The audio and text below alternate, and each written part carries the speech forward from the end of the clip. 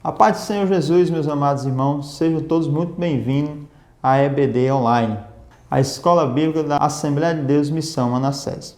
Estaremos estudando hoje a lição de número 2 do segundo trimestre de 2020, que tem como tema a sublimidade das bênçãos espirituais em Cristo Jesus. Alencada a um tema geral desse trimestre, o segundo trimestre de 2020, que é a igreja eleita, redimida pelo sangue de Cristo e selada com o Espírito Santo da promessa. Então, hoje nós iremos estudar na lição de hoje, como um objetivo geral, esclarecer as bênçãos espirituais concedidas por Jesus Cristo a nós. Vamos ver, exatamente que bênçãos espirituais são essas. O nosso textuário da nossa lição de hoje nos diz assim: Bendito ó Deus e Pai de nosso Senhor Jesus Cristo, o qual nos abençoou com todas as bênçãos espirituais nos lugares celestiais em Cristo. Efésios 1:3. A verdade prática: Deus nos elegeu em Cristo antes da fundação do mundo, para que desfrutássemos das bênçãos espirituais. Nós iremos fazer a nossa leitura bíblica em classe, que se encontra, é o texto base para o nosso estudo hoje. Encontra-se em Efésios, a epístola de Paulo aos Efésios, capítulo 1, do verso 3 ao verso 14. Se você tiver de posse da sua Bíblia, lhe convido a juntos fazermos essa leitura e lhe convido também a permanecer com a sua Bíblia aberta, porque nós iremos passar várias referências. Vamos ler várias referências aqui. É interessante a gente ler as referências e olhando na palavra de Deus. Amém? Então vamos aqui à nossa leitura. Efésios capítulo 1, verso 3. Bendito, ó Deus e Pai de nosso Senhor Jesus Cristo, o qual nos abençoou com todas as bênçãos espirituais nos lugares celestiais em Cristo, como também nos elegeu nele antes da fundação do mundo, para que fôssemos santos e irrepreensíveis diante dele, em amor, e nos predestinou para filhos de adoção, por Jesus Cristo para si mesmo, segundo o beneplácito da sua vontade, para louvor e glória da sua graça, pelo qual nos fez agradável a si nos amou. Para louvor e glória da sua graça, pelo qual nos fez agradáveis a si no amando, em quem temos a redenção pelo seu sangue e remissão das ofensas, segundo as riquezas da sua graça, que ele tornou abundante para conosco em toda a sabedoria e prudência, descobrindo-nos o mistério da sua vontade, segundo o seu beneplácito que propusera em si mesmo, de tornar a congregar em Cristo todas as coisas, na dispensação da plenitude dos tempos, tanto as que estão no céu como as que estão na terra. Nele, digo, em quem também fomos feitos herança, havendo sido predestinados conforme o propósito daquele que faz todas as coisas, segundo o conselho da sua vontade, com o fim de sermos para louvor da sua glória, nós, os que primeiro esperamos em Cristo, em quem também vós estáis depois que ouviste a palavra da verdade, o evangelho da vossa salvação, e, tendo nele também crido, fostes selados com o Espírito Santo da promessa, o qual é o penhor da nossa herança, para a redenção da promessa de Deus, para louvor da sua glória. Então esse é o nosso texto base para o estudo de hoje, que se encontra em Efésios capítulo 1, do verso 3 ao verso 14. Na primeira aula, que foi a aula passada, estudamos o verso 1 e o verso 2 do primeiro capítulo de Efésios. E hoje nós estamos indo para o terceiro, a partir do terceiro capítulo, até o capítulo 14. A introdução da nossa revista nos diz assim: nesta lição vamos abordar a grandeza, a excelência, a perfeição do projeto divino para conceder bênçãos espirituais a seus escolhidos. Desde a eternidade, aprove a Deus executar um plano de restauração e reconciliação com a humanidade caída. Por isto que na carta o apóstolo Paulo se mostra profundamente agradecido pela revelação do mistério que estivera oculto desde todos os tempos. Ele nos convida a louvar e a glorificar a Deus pela sua bondade e misericórdia para com todos os pecadores. A caráter de introdução, nós vamos ver hoje na lição a excelência, a perfeição do plano de Deus para trazer salvação à humanidade através do sacrifício de Cristo na cruz. Nós vamos poder ver que esse plano não foi um plano por acaso. Algumas pessoas podem pensar que na época em que Adão pecou, teria saído do plano de Deus a humanidade, mas não. A humanidade ela nunca saiu do plano de Deus. Desde a fundação do mundo, antes da fundação do mundo, já estava previsto o sacrifício de Cristo. E essa é a revelação que nós temos. Inclusive, vamos pontuar isso mais na frente na lição.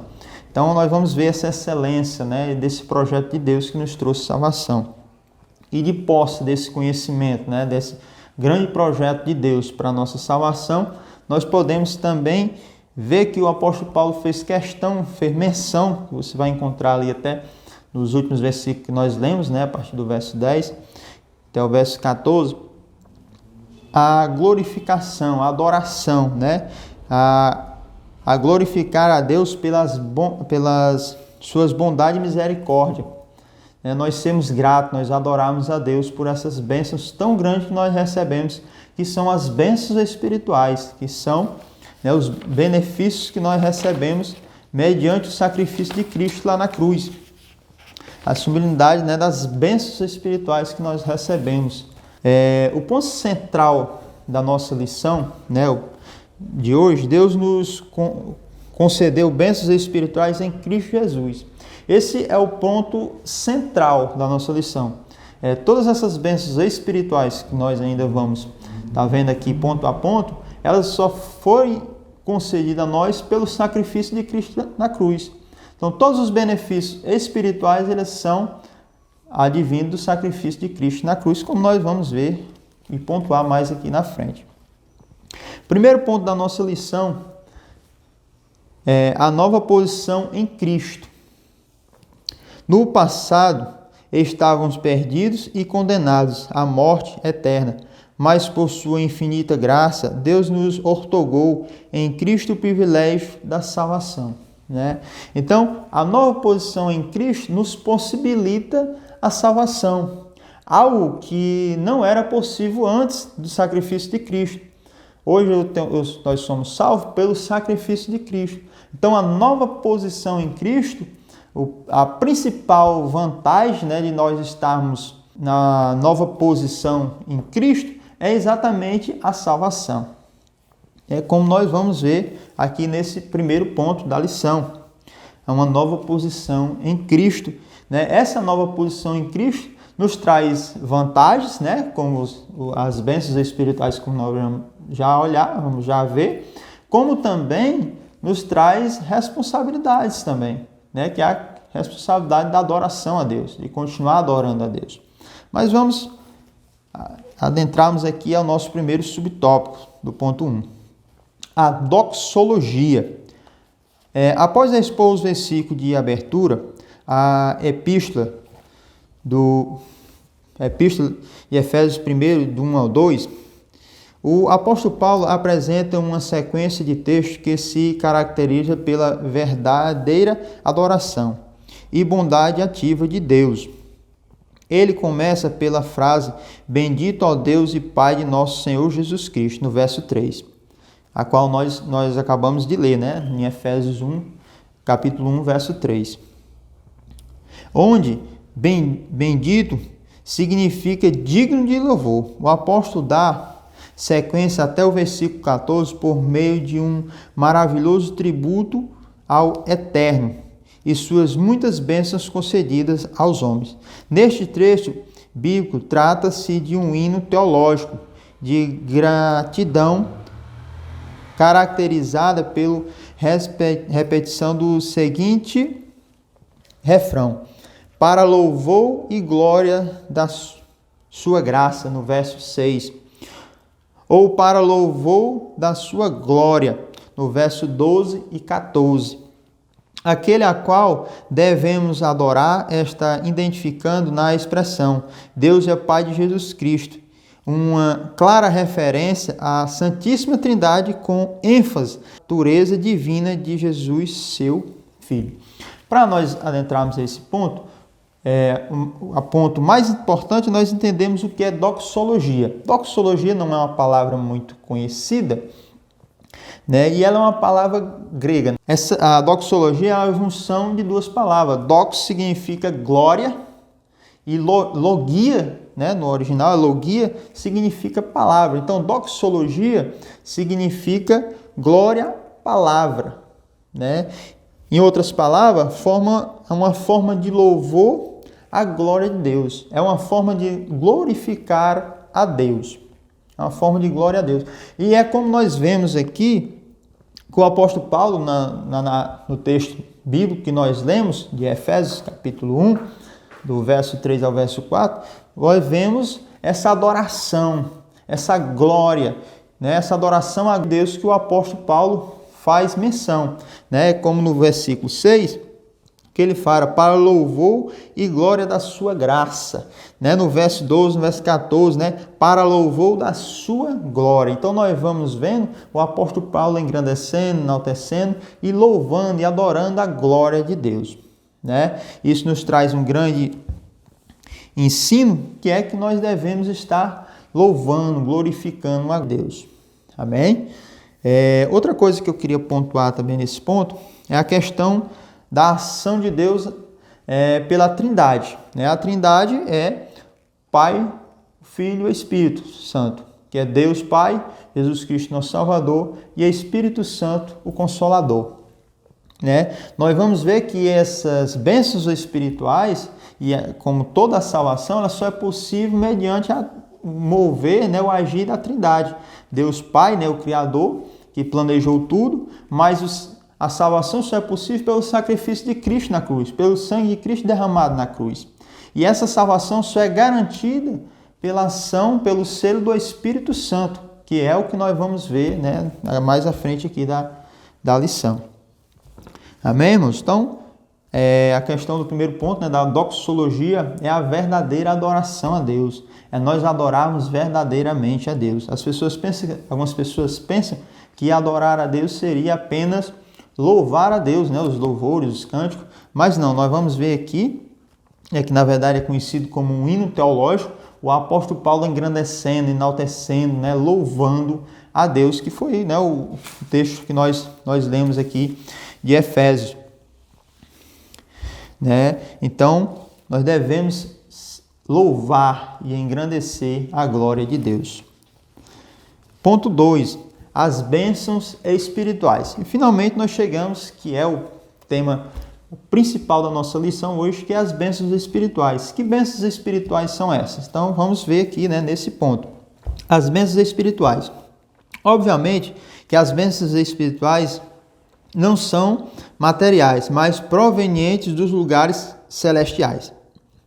Isto é, do reino espiritual. Essas bênçãos são mencionadas na longa passagem de Efésios, capítulo 1, do 3 ao 14. Tais como, então, o que vem a ser nessas bênçãos espirituais? É o que nós vamos ver assim, aqui. Essas bênçãos espirituais, elas são descritas pelo apóstolo Paulo na Epístola aos Efésios, que você vai poder observar, né, se você ler com mais calma, né, o texto que nós lemos, que é Efésios, do versículo 1, do capítulo 3 ao versículo 14.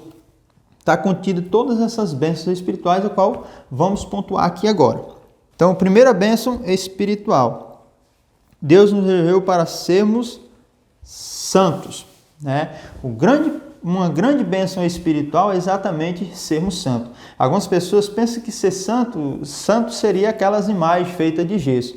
Mas santo não é as imagens feitas de gesso. Santo são os servos de Deus que se separaram para Deus. O significado da palavra santo é separado, separado para Deus, separado do mundo para Deus. Então, o significado da palavra santo é ser separado para Deus. Então, todo aquele que é servo de Deus e vive exclusivamente para Deus, tem como único e suficiente Salvador Deus, esse é um santo, porque ele se separou para Deus.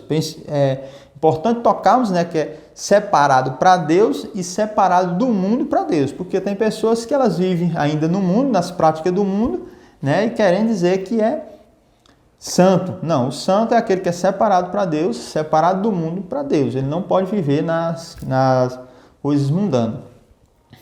Então essa é a primeira bênção, sermos santos. Segunda, bênção 2, predestinou-nos para sermos filhos. Só pelo sacrifício de Cristo é que nós nos tornamos filhos de Deus. Algumas pessoas pensam que todos são filhos de Deus, mas nem todos são filhos de Deus.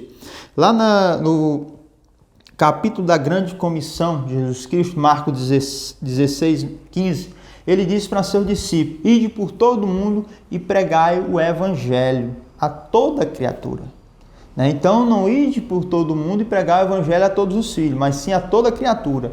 E a partir do momento, por que criatura? Porque é criação de Deus, mas não é filho, é diferente. Ela é uma criação, porque tudo é criação de Deus, mas ele não é filho. Ele só passa a ser filho a partir do momento em que o evangelho chega, ele se arrepende dos seus pecados e aceita Jesus como único e suficiente Salvador, e aí ele passa a ser realmente filho de Deus. Então, essa é a segunda bênção espiritual. Terceira bênção, nos fez agradáveis para si. Que grande bênção nos fez, que grande bênção espiritual é essa?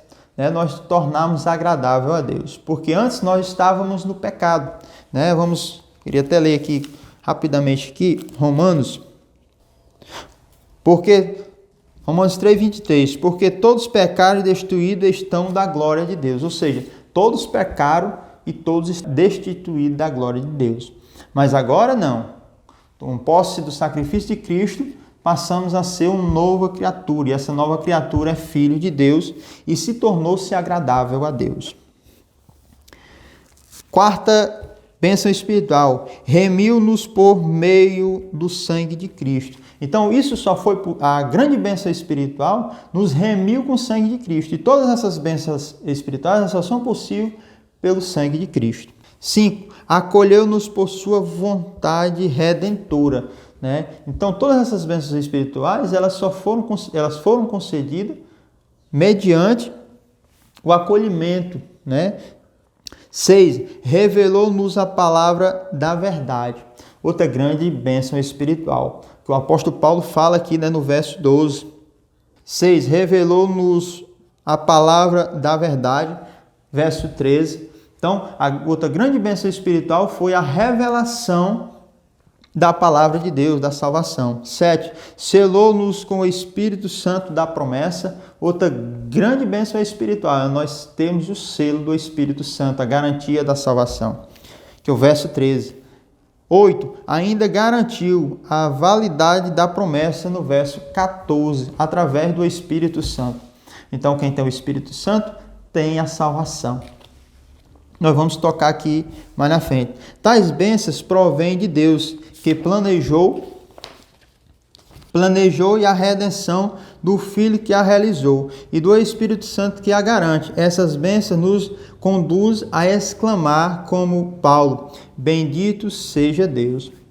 Então, todas essas bênçãos espirituais, elas são concedidas mediante o planejamento de Deus, foi Deus quem planejou tudo, e a redenção de Cristo, através do sacrifício na cruz, e o selo, a garantia do Espírito Santo. Então, devemos ser gratos a Deus exatamente pelas bênçãos espirituais que Deus nos concede, que são essas bênçãos espirituais. Vou recapitular aqui com vocês, quais são essas bênçãos espirituais, que são: Deus nos elegeu para sermos santos, predestinou-nos para sermos filhos, nos fez agradável para si, remiu-nos por meio da graça de Cristo, e escolheu-nos por sua vontade redentora, revelou-nos a palavra da verdade, selou-nos com o Espírito Santo da promessa e ainda garantiu a validade da promessa. Então essas são as bênçãos espirituais. Mas eu queria ler também um versículo que fala sobre as bênçãos espirituais, as bênçãos materiais, para que a gente feche nesse ponto, que encontra-se em Mateus capítulo 6, Mateus capítulo 6, 31 ao 34, que diz assim, vou ler aqui, não andeis, pois, inquietos, dizendo que comeremos, ou que beberemos, ou com que nos vestiremos, porque todas essas coisas os gentios procuram. De certo, vosso Pai Celeste bem sabe que necessita de todas essas coisas. Mas buscai primeiro o reino de Deus, a sua justiça, e todas essas coisas vos serão acrescentadas. Não vos inquietei, pois, pelo dia de amanhã, porque o dia de amanhã cuidará de si mesmo, basta a cada dia o seu mal. É um versículo muito importante, um texto muito importante de Mateus 6.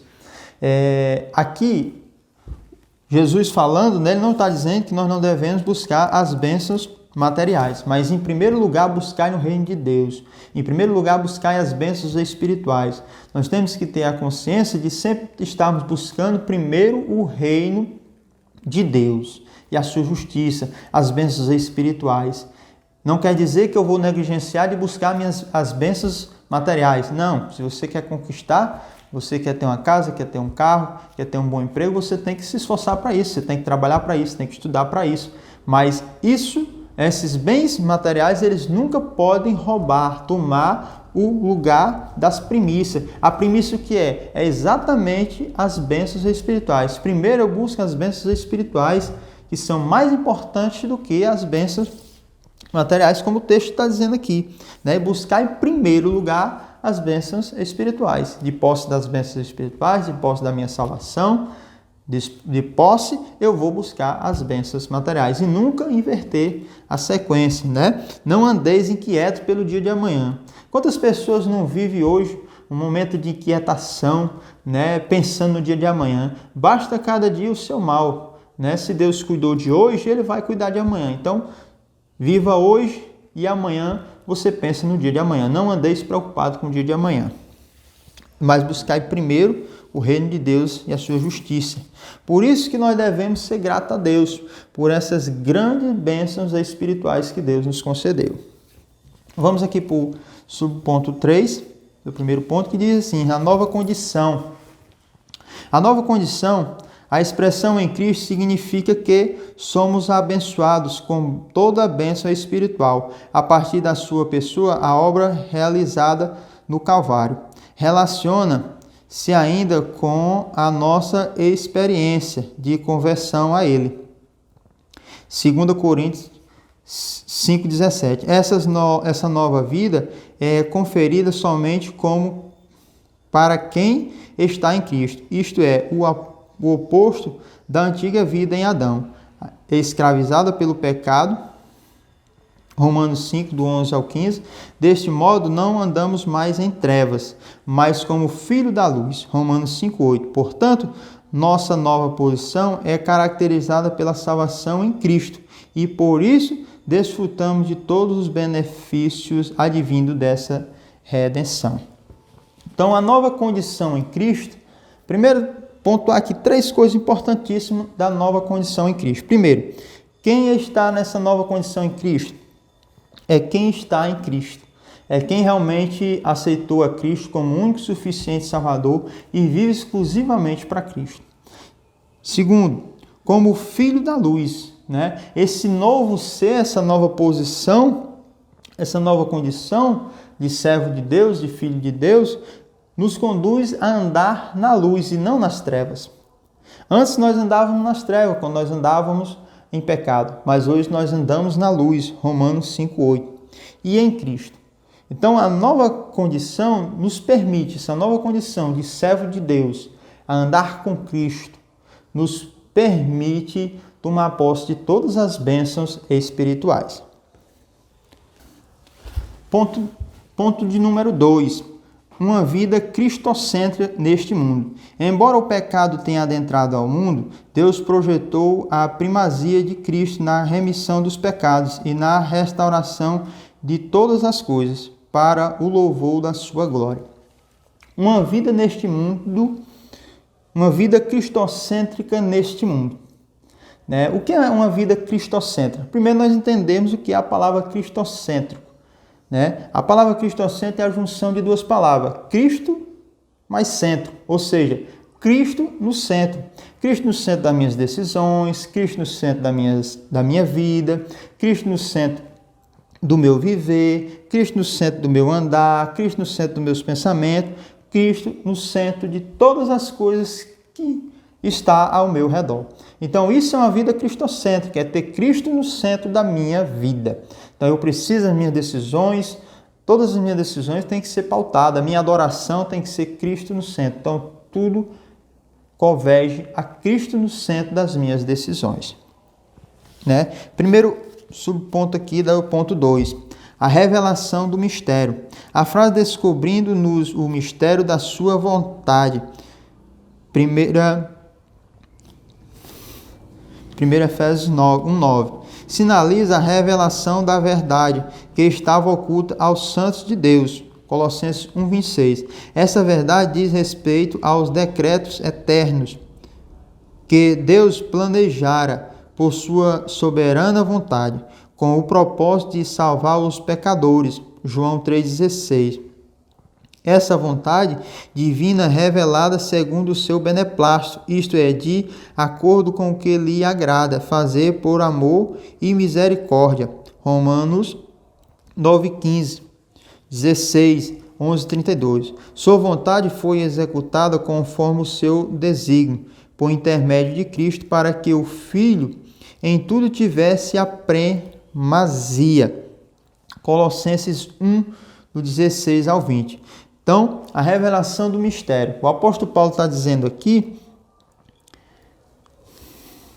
no capítulo 9, a qual nós lemos de 1 de Efésios, que está manifesto a revelação da salvação. Está manifesto todo o desejo de Deus de salvar a humanidade. E aí eu queria, para nós finalizarmos esse ponto aqui, ler Colossenses, Epístolas aos Colossenses, o capítulo de número 1, do verso 16 ao verso 20, que diz assim: porque nele foram criadas todas as coisas que há nos céus e na terra, visíveis e invisíveis, seja tronos, seja dominadores, seja principados, seja potestade. Tudo foi criado por ele e para ele. E ele é antes de todas as coisas, e todas as coisas subsistem por ele. E ele é a cabeça do corpo da igreja, e o princípio e o primogênito dentre os mortos, para que em tudo tenha a primazia. Porque foi do agrado do Pai que toda a plenitude nele habitasse, e que, havendo por ele feito a paz pelo sangue da sua cruz, por meio dele, reconciliou-nos consigo mesmo todas as coisas, tanto as que estão na terra, como as que estão nos céus. A vós também, que noutro tempo eras estranho e inimigos ao entendimento, pela vossa obra, mas agora, contudo, vos reconciliou. Então, esse é o texto, da revelação, é um dos textos, fala da revelação. Que revelação foi essa? Do amor de Deus, como Deus amou o mundo, como Deus deu o seu Filho unigênito para todo aquele que nele crê, não pereça, mas tenha agora a vida eterna. Então, essa é a revelação que o apóstolo Paulo está falando aqui no capítulo 9 de 1 Efésios. É a revelação da salvação, como Deus planejou tudo, como Deus executou através do sacrifício de Cristo na cruz, como Ele garante através do selo do Espírito Santo. Então essa é a revelação do mistério, o mistério que estava oculto, mas agora ele está revelado. Agora nós podemos ser salvos pelo sacrifício de Cristo na cruz. E nós temos essa revelação, o apóstolo Paulo estava revelando aos Efésios. Então prosseguimos aqui. 2. A plenitude dos tempos. Paulo revela que o plano divino é fazer convergir em Cristo todas as coisas, no verso 10 de 1 Efésios. Isso inclui tudo o que foi criado por Cristo, para Cristo e o que subsiste em Cristo. João 1:3. Hebreus 1:2 e 3. Implica dizer que todo o universo, céus e terra, estão submissos à autoridade e soberania de Cristo. Romanos 14:11. Nesse sentido, a ruptura provocada pelo pecado de Adão é restaurada completamente em Cristo. Vou parar aqui um pouquinho a leitura. É importante nós tocarmos que na plenitude dos tempos, tudo que deu errado, desde lá do Jardim do Éden, quando o homem pecou contra Deus, quando ele abandonou a vontade de Deus, tudo isso será restaurado, né, na plenitude dos tempos. E tudo isso será restaurado pelo poder de Cristo. Tudo isso está ligado, está apontando para Jesus Cristo, está apontando para o sacrifício na cruz de Jesus Cristo. E tudo isso chegará ao fim, que é exatamente na plenitude dos tempos. Né? Implica dizer que todo o universo, céus e terra, estarão submissos à autoridade soberana de Cristo. Né? Eu queria ler aqui Romanos 14:11, que diz assim, ó.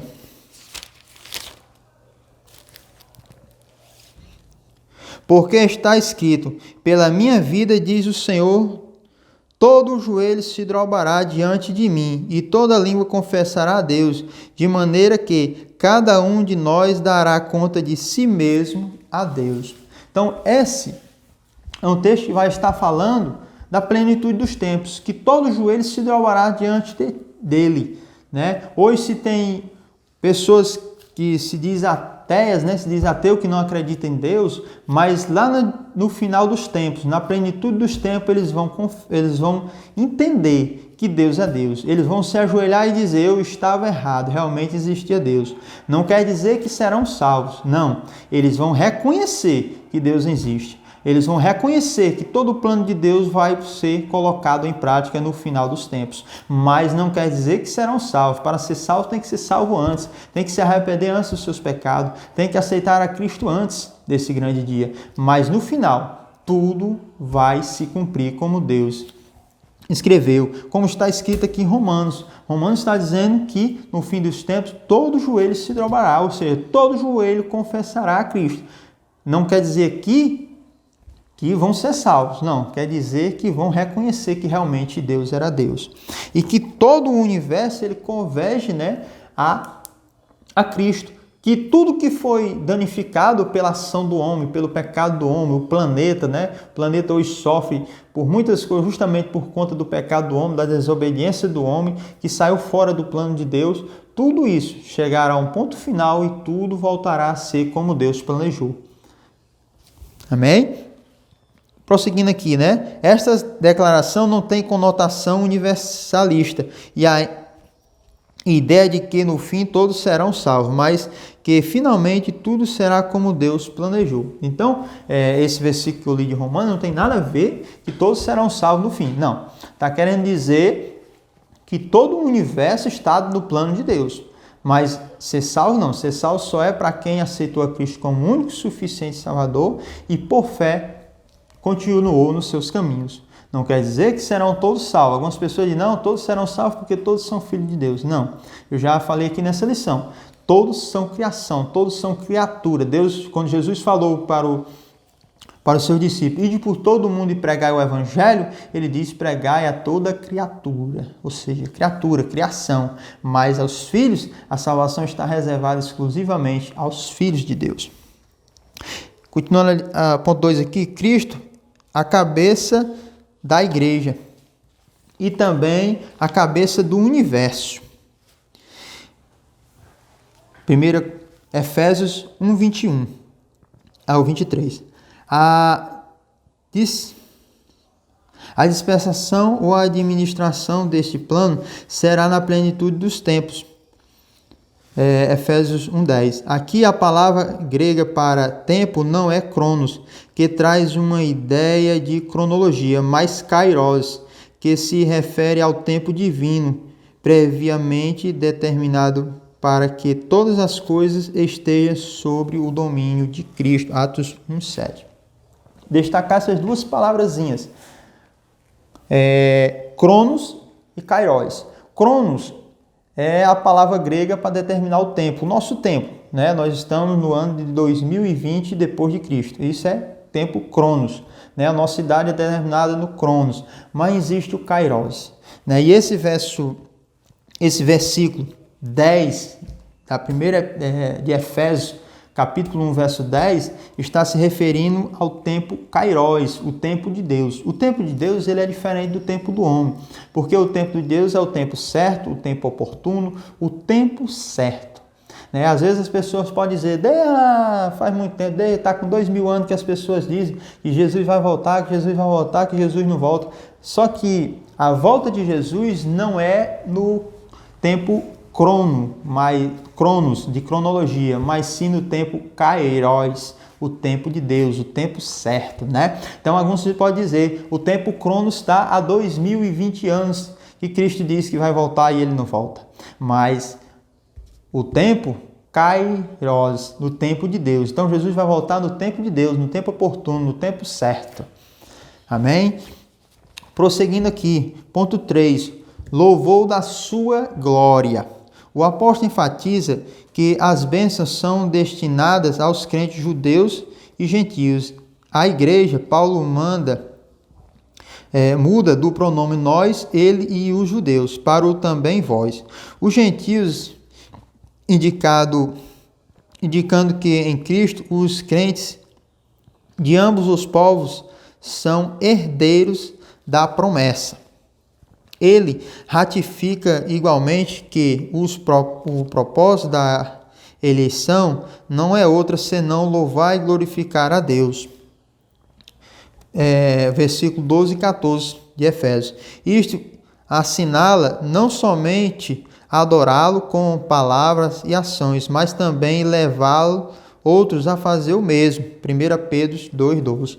Por conseguinte, tudo o que somos, fazemos ou possuímos vem de Deus, pois começa na sua vontade e culmina na sua glória, né?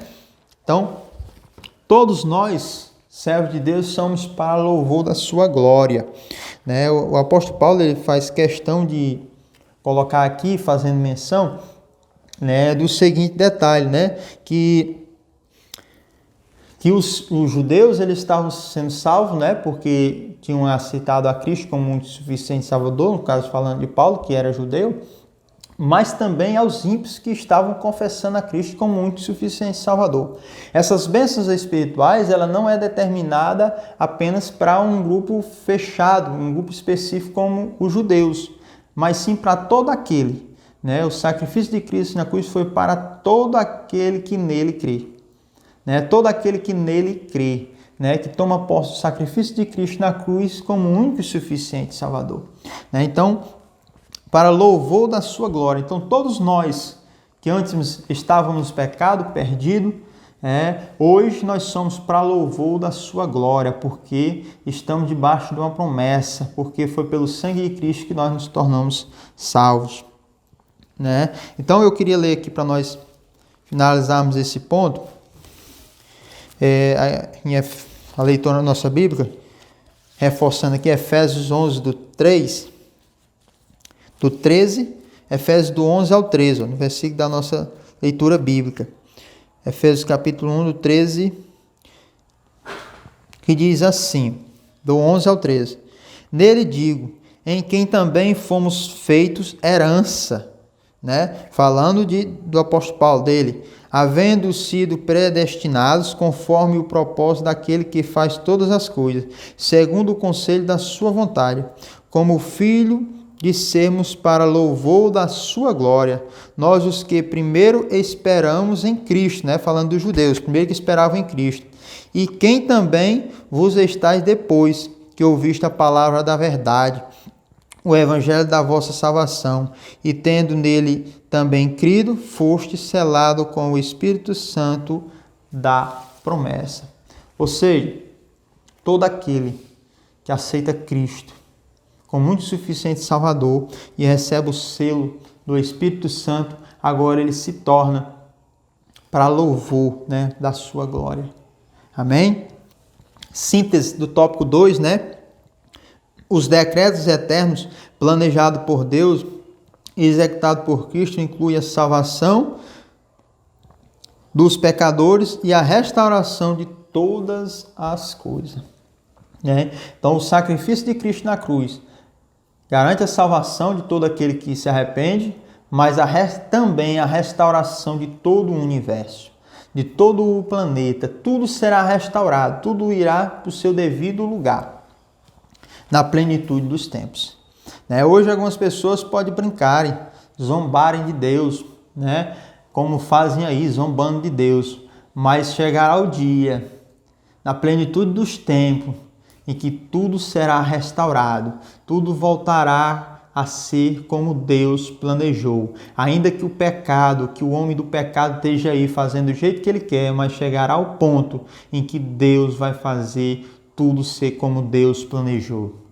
E aquele que zomba hoje, ele vai estar no lago de fogo e de enxofre, se não se arrepender dos seus pecados, porque vai chegar o dia em que tudo vai se cumprir. Alguns hoje podem dizer, não, mas isso não vai acontecer não, mas vai acontecer sim, porque nós temos que entender que o tempo do homem é diferente do tempo de Deus. O tempo do homem é o que ele consegue ver, mas o tempo de Deus é no tempo determinado por ele e que nenhum consegue ver. Ponto de número 3. O Espírito Santo penhor da nossa herança. O Espírito Santo desempenha importante papel no plano de salvação, idealizado por Deus Pai. Então vamos ver esse importante papel que o Espírito Santo ele desempenha, a pessoa do Espírito Santo. Primeiro ponto, o selo do Espírito Santo. Aquele que ouve a palavra de Deus, o Evangelho da salvação, e que por meio da fé se rende a Cristo, recebe o selo do Espírito Santo no momento da conversão. Tiago 3, 5 a 7. Nos tempos bíblicos, o selo era usado como sinal de propriedade e posse pessoal. Ao conceder o Espírito Santo ao crente, Deus identifica os que pertencem a Cristo, pois o Espírito Santo testifica daqueles que são filhos de Deus. Romanos 8, 9 a 15, 16. E o milagre não lhe toca, e o maligno não lhe toca. 1 João 5, 18. Assim, a terceira pessoa da Santíssima Trindade tem o papel fundamental de regenerar, purificar e santificar o pecador. 1 Coríntios 6:11. Ele é quem convence o ser humano do pecado, da justiça e do juízo. João 16, 7 a 8. O que também produz no crente o verdadeiro relacionamento com Deus por meio do fruto do Espírito. Então vamos entender a questão do selo do Espírito Santo. Primeiro entendemos que selo do Espírito Santo não tem a ver com batismo no Espírito Santo. Batismo com o Espírito Santo é revestimento de poder para fazer a obra de Deus. Isso é batismo com o Espírito Santo. O selo do Espírito Santo, todo crente, aquele com fé, que confessa Cristo como muito suficiente Salvador, no momento da sua conversão, ele recebe o selo do Espírito Santo. O selo do Espírito Santo é a garantia, é o penhor, né, pela sua salvação. Veja que o Espírito Santo ele desenvolve, né, um papel muito importante aqui, que é a regeneração, a purificação e a santificação. Então, é o Espírito Santo que é responsável, né, quando nós aceitamos a Cristo, e aí recebemos o selo, recebemos o Espírito Santo, ele começa a trabalhar em nós exatamente para nos fazermos a regeneração, né, e a purificação e a santificação. Eu queria ler aqui, primeira epístola de João, 5,18.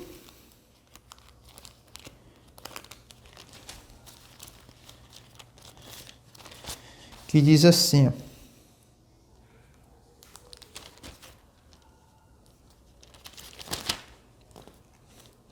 Sabemos que todo aquele que é nascido de Deus não vive pecando, mas o que de Deus é gerado conserva-se a si mesmo, e o maligno não lhe toca.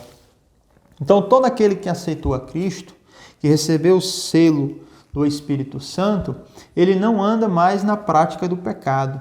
Não quer dizer que ele nunca mais vai pecar. Quer dizer que, mesmo que ele peque, ele vai se arrepender, porque o Espírito Santo que está dentro dele vai dizer que ele está em pecado.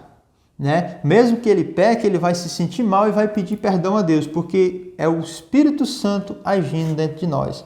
Então é uma das maneiras de sabermos se ainda temos o Espírito Santo ou não. A partir do momento que um crente ele começa a pecar e ele não sente mais a dor desse pecado, ele peca e diz que não é pecado, é porque o Espírito Santo não está mais agindo em sua vida.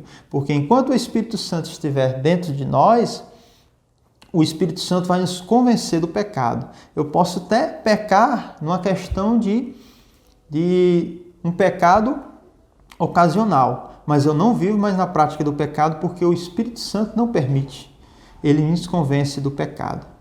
E uma forma de nós sabermos se realmente temos o Espírito Santo, em outro versículo que é muito importante, é nós vemos Gálatas 5, o 22 e o 23, que é o que gera o Espírito Santo em nós. O que o Espírito Santo gera dentro de nós.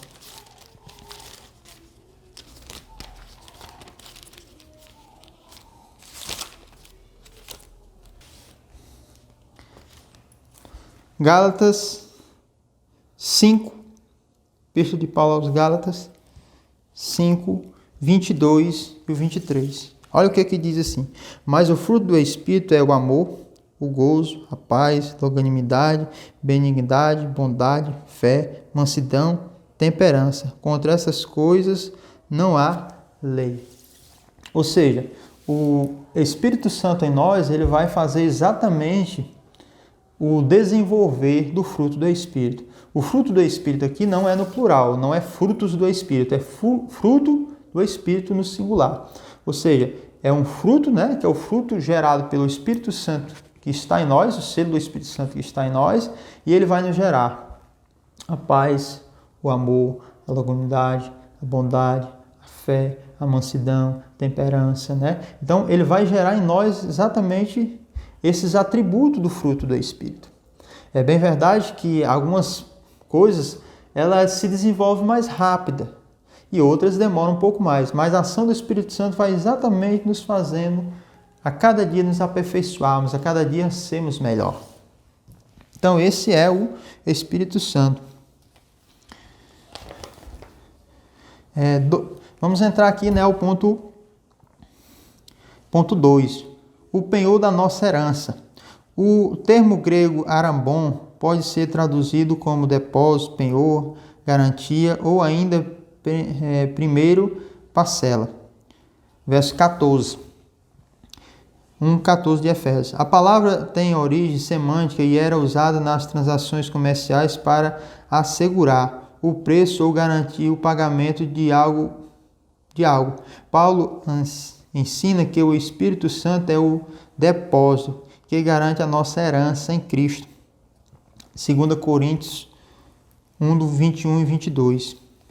Tudo isso significa que aquele que tem o selo do Espírito Santo tem a salvação garantida, no verso 14 de Efésios.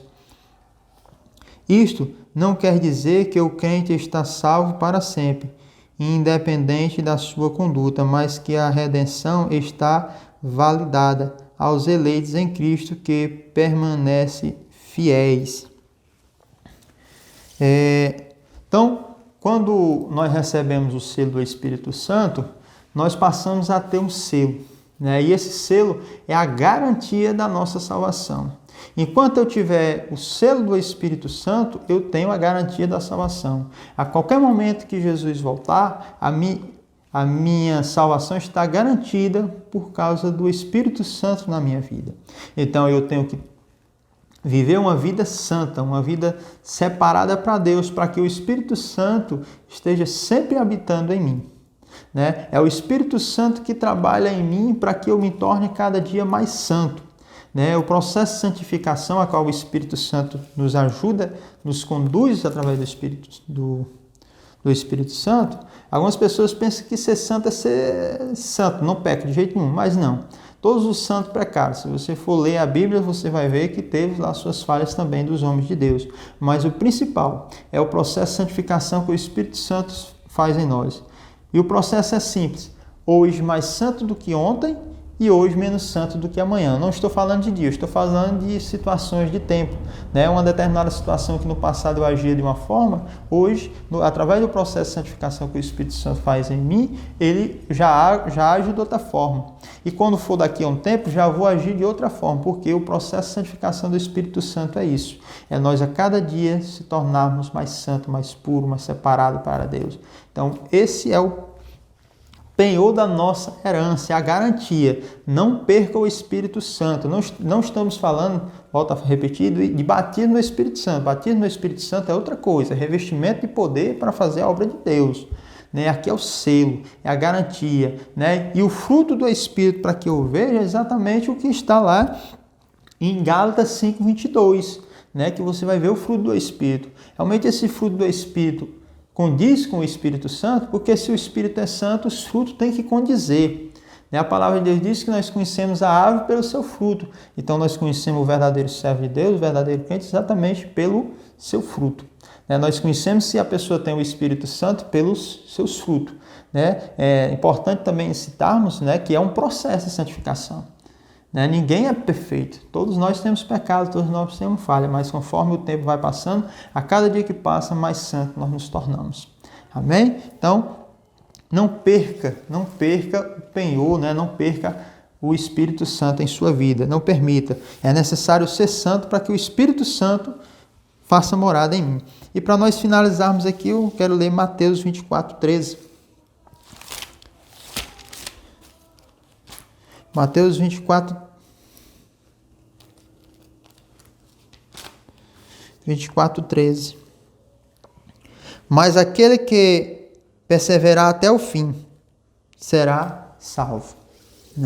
Então, Mateus 24:13. Aquele que perseverar até o fim será salvo. É necessário perseverar até o fim. É necessário perseverar até a vinda de Jesus ou até eu partir para Jesus, para que a minha salvação seja garantida. Então, persevere, mantenha-se firme, não desvie nem para a direita nem para a esquerda, porque você tem a certeza da salvação, porque o Espírito Santo que está dentro de você garante a salvação.